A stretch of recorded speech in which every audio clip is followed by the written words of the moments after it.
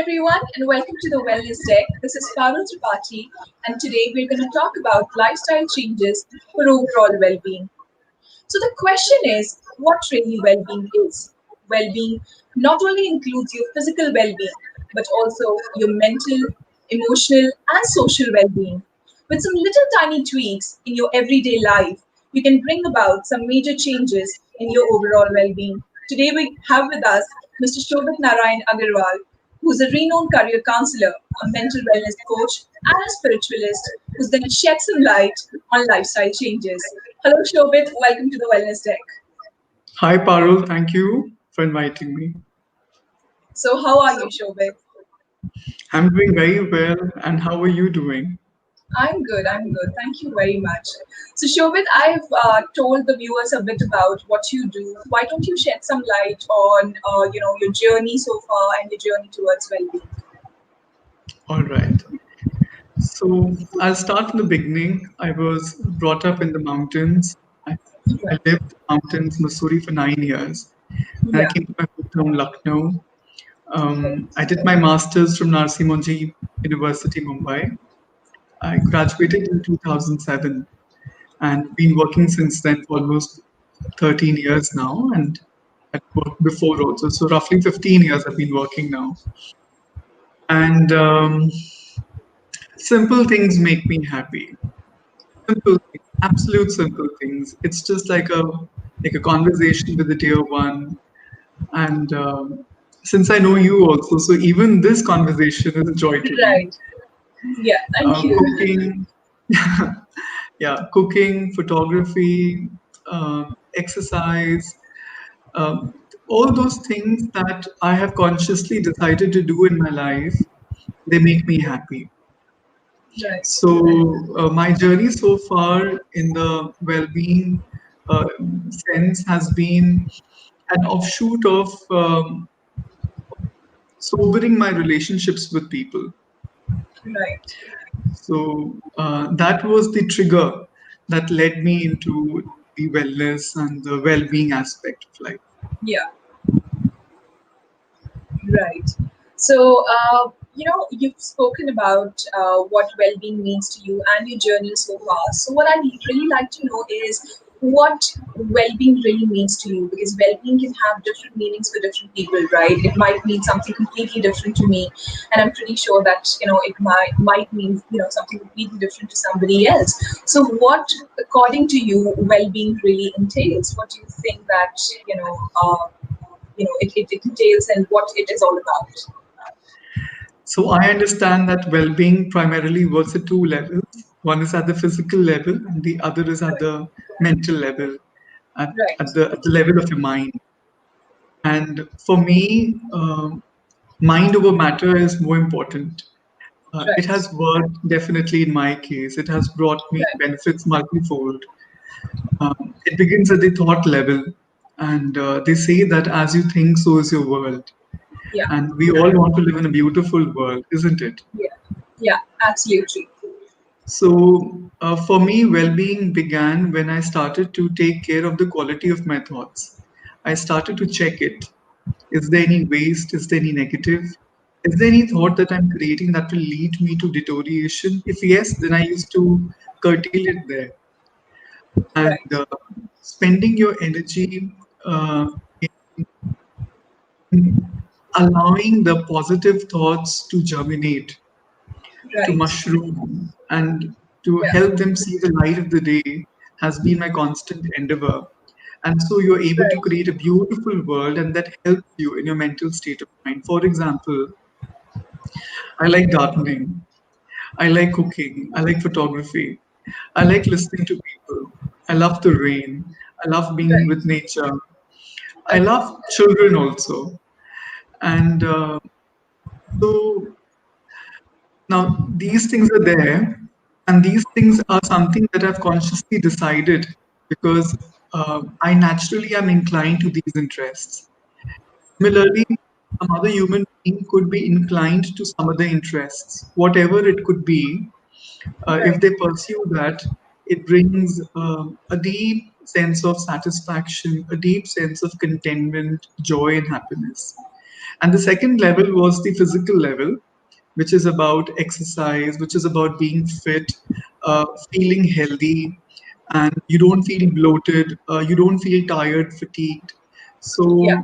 So, taking care of what you eat, how much you eat, the Yeah. quality of nourishment you're providing to the body, because somewhere, Right. having said that, mind over matter, but matter also has an influence over the mind. Right. So, Right. keeping that also in check. But most importantly for me, well being is about the mind and wellness is about the body. Right, right. So basically, what you're saying is that it all starts from the mind. It all starts from your thoughts. So it's very, very imperative for us to actually gather our thoughts together and self-reflect. Self-reflection is, I think, it's a very underrated thing these days. Something not a lot of people engage in. So at a very, very minute level, if we gather our thoughts together and understand what we really want, as you rightly said, because that sort of gives you a direction, that sort of tells you what you really like, that helps you realize where your passion really lies. And I think that's just one step forward, and that will eventually take you to all the other aspects of well-being that you really care about. So yeah.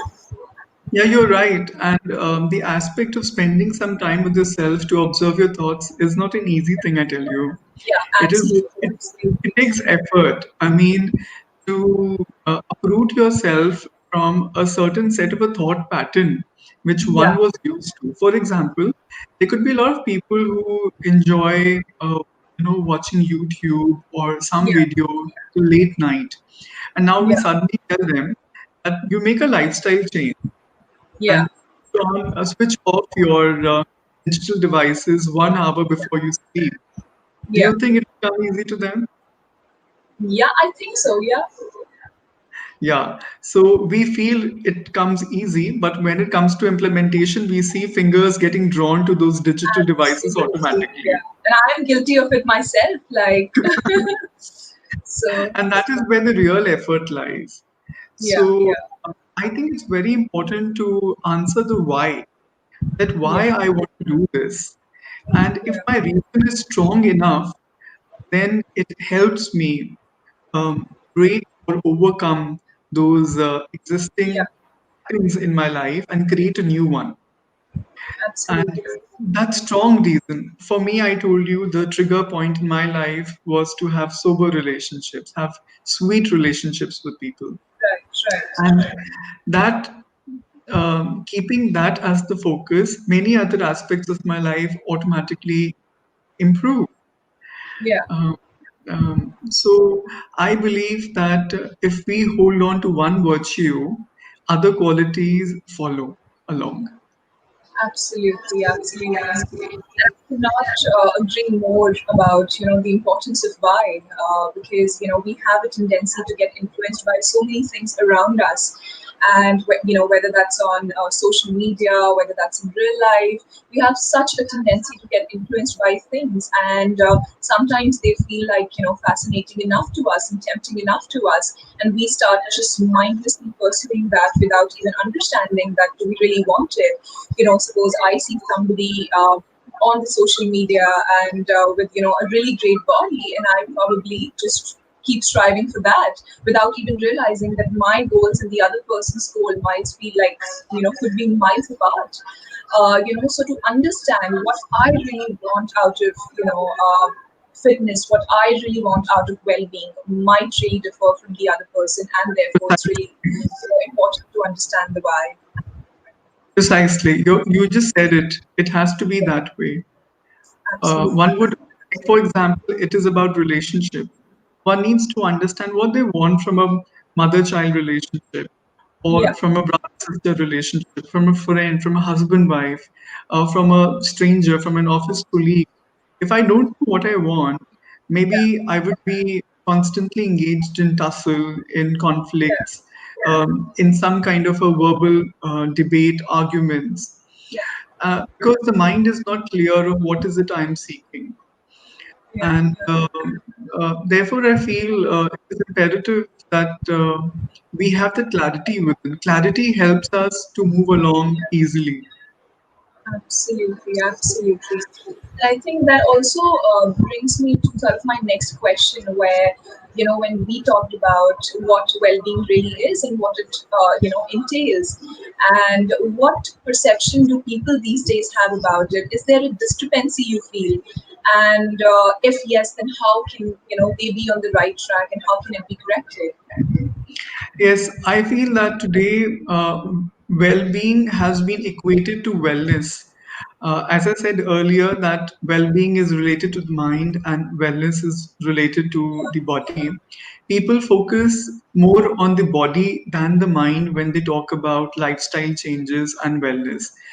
Yeah, Instantly, you will start hearing, start doing yoga, pranayam, eat yeah, vegetarian, lots of water, eat fruits, more of greens in your diet, have nuts, cereals, pulses. That is how people start talking. But they actually forget that uh, psychosomatic reasons are one of the biggest reasons for diseases. And yeah, disease means, if we dissect the word, is when the ease is disturbed, it causes dis-ease.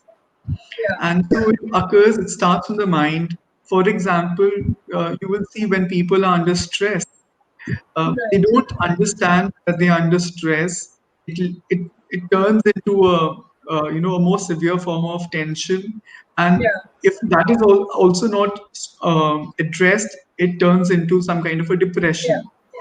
Absolutely. So answering the reason what is causing stress is important. People nowadays consider tension and stress to be normal, which is not.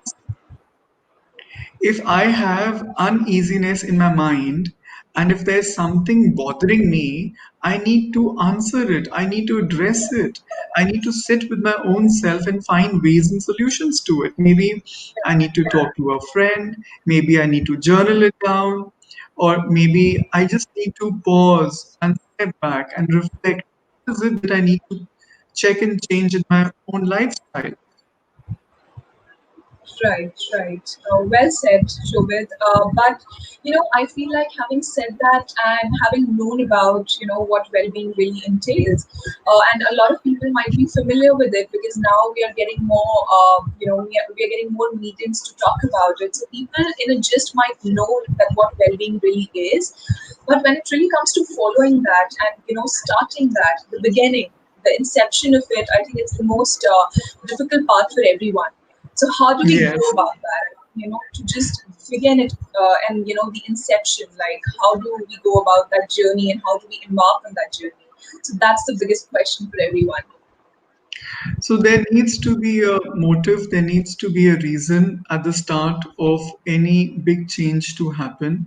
And that needs to be strong enough, as I said before, that if I'm able to understand that why I need to do it.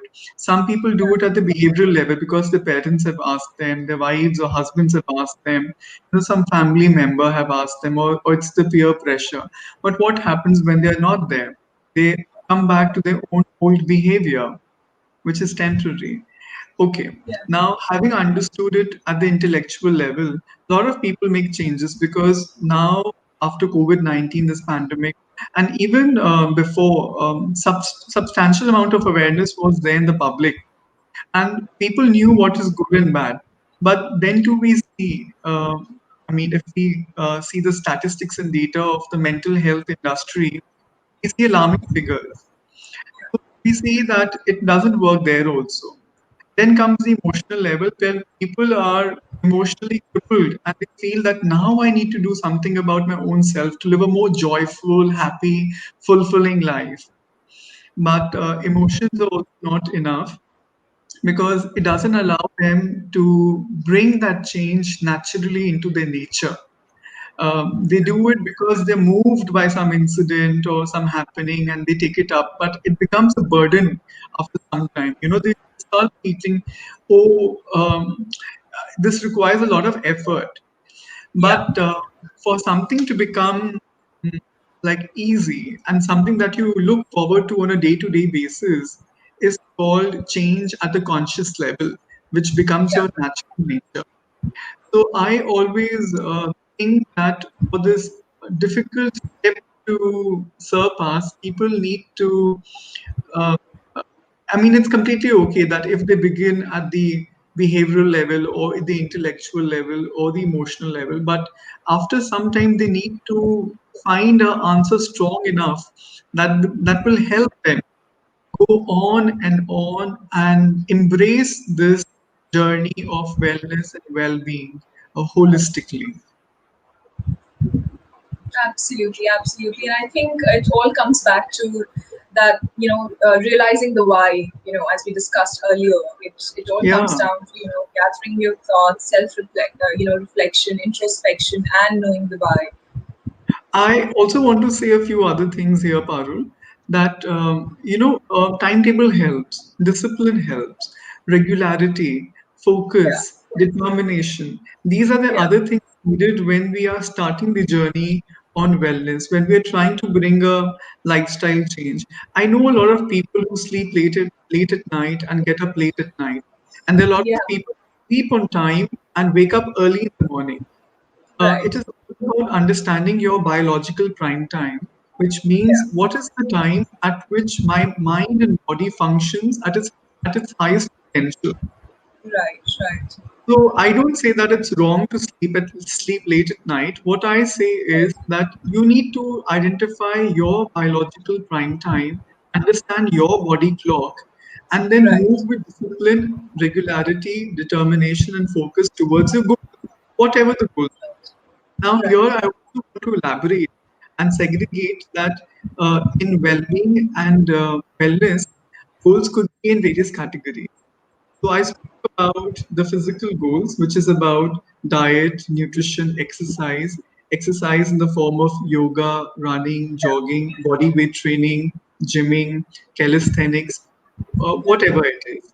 And when we come to nutrition and food, it could be non-vegetarian food, lacto-vegetarian, vegan, vegetarian, whatever it is. One needs to understand their own body type, their preferences, the culture they come from, and then move on with that. Second aspect is the career. When people are not happy in the career,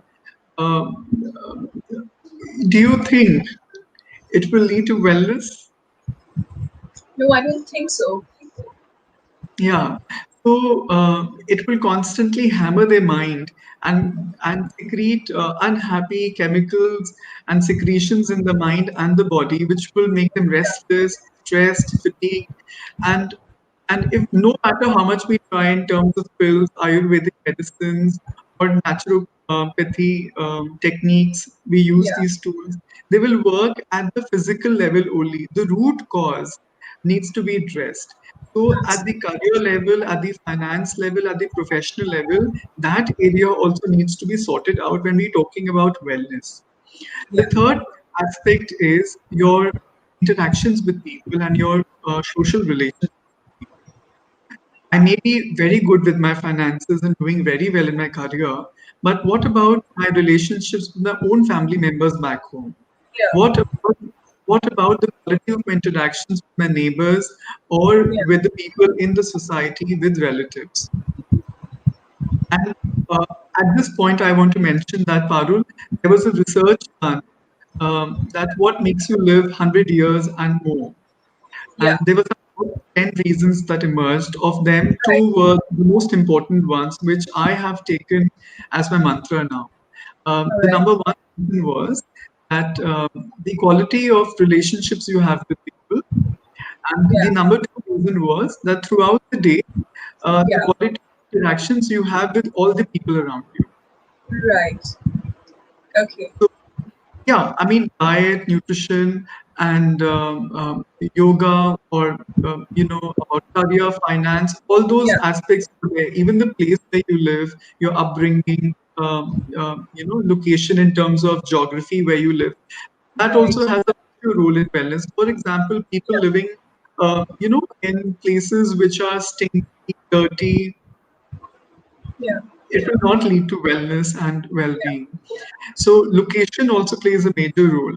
Um, and finally, I also believe that constant improvement in terms of skill upgradation, Yeah, Your talent, capability, capacity, um, it needs to be grown on an yearly basis at least.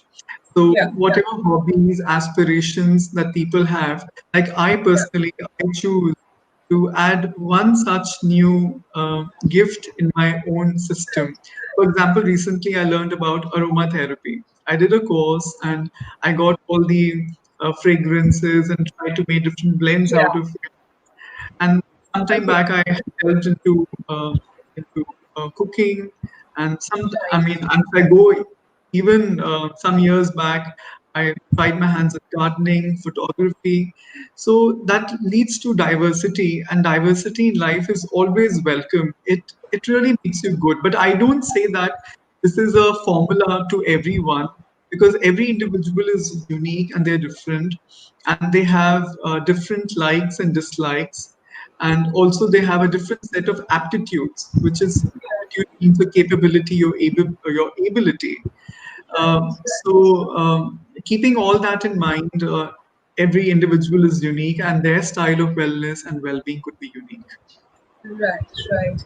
Very well said, Shobit. But I think, as you rightly said, the core of all of it remains same.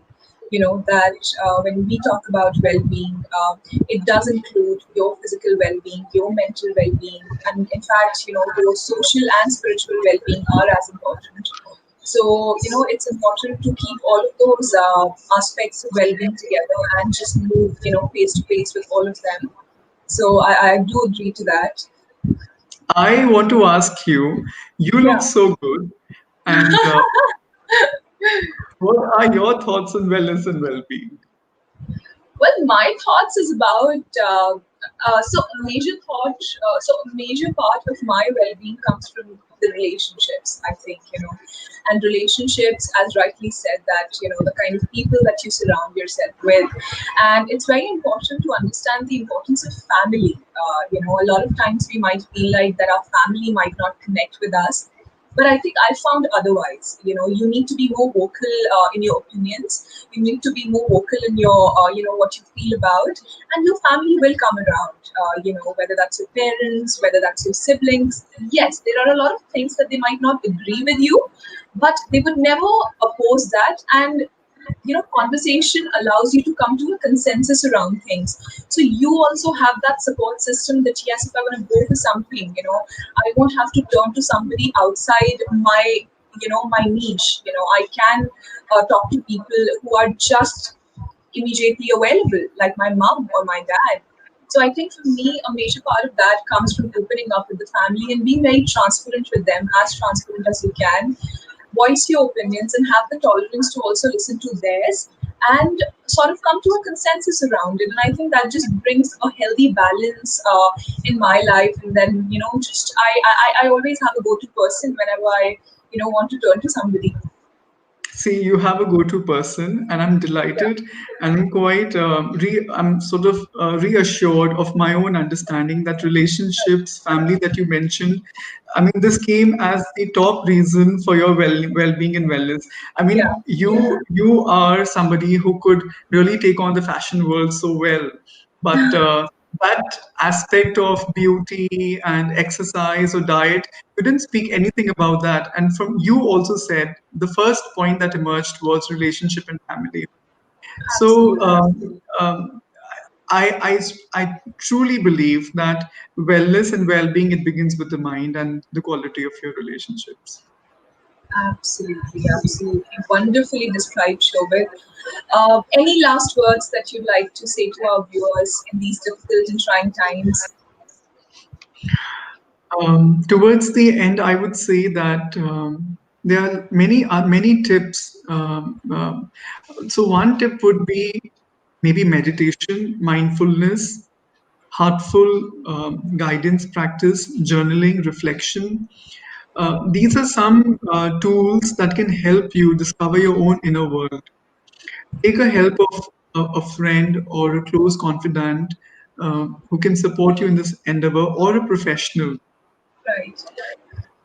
Then, second, I want to emphasize on some form of a minimum physical activity which needs to be Yeah. done on a regular basis, maybe 20 minutes, maybe 30 minutes, it has to be done. And Yeah. the third aspect is that you need to eat healthy, Yeah. which is very important. As I said, that matter over mind also has a certain influence.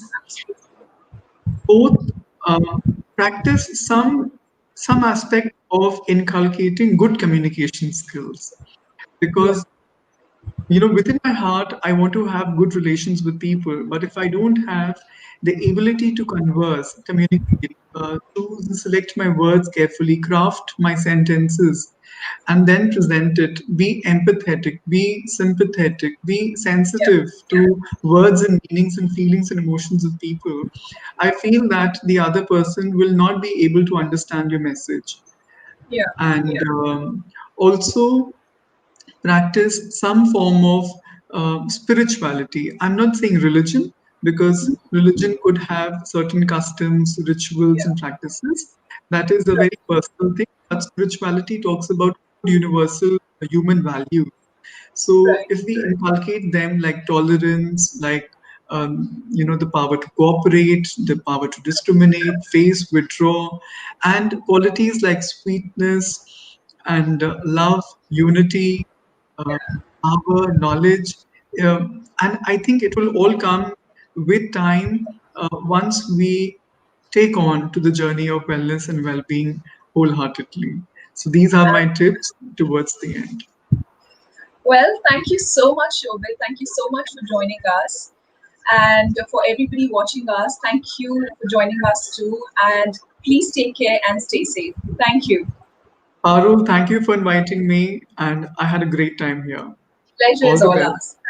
Thank you. Thank you.